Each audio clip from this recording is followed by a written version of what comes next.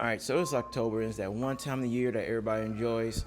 So we're going to switch it up a little bit. So we're going to do scary movies that are based off of actual events. One movie that might have been true, but not everybody's really sure about that, is the movie The Hills Have Eyes, which was created by Wes Craven. The movie is about a family that's stuck in the desert and are being terrorized by a clan that wants to eat them.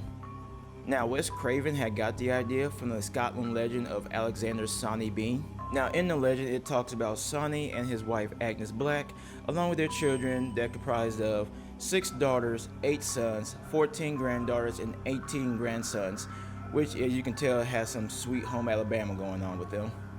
They lived in a cave that was 200 yards deep and was blocked by water during high tides, and they lived there for 25 years undiscovered.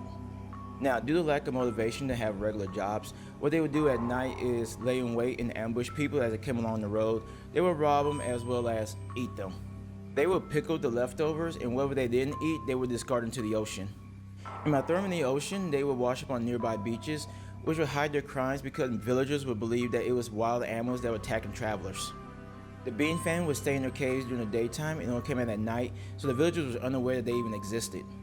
There were times where they were almost caught because villagers would send out search parties to try to figure out who the culprit was, and they came across their cave. They would never go in because they would thought that nothing human could survive in there.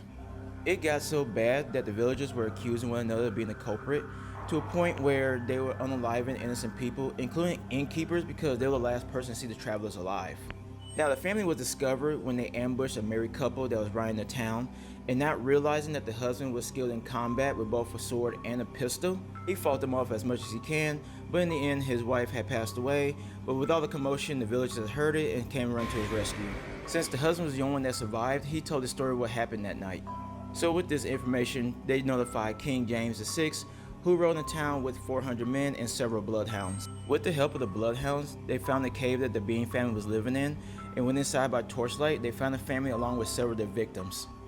Now, it's unclear about what happened to the family because there's 2 different versions of the story, where the first version was the family gave up without a fight, sent to a jail in Edinburgh, and was executed without a trial because the people believed they were subhuman and wasn't fit to sit trial. And in the second version, the family was captured, but the men had their manhoods removed and burned, and they was allowed to slowly unalive, where Sawney's last words was, "This is not over and it will never be over."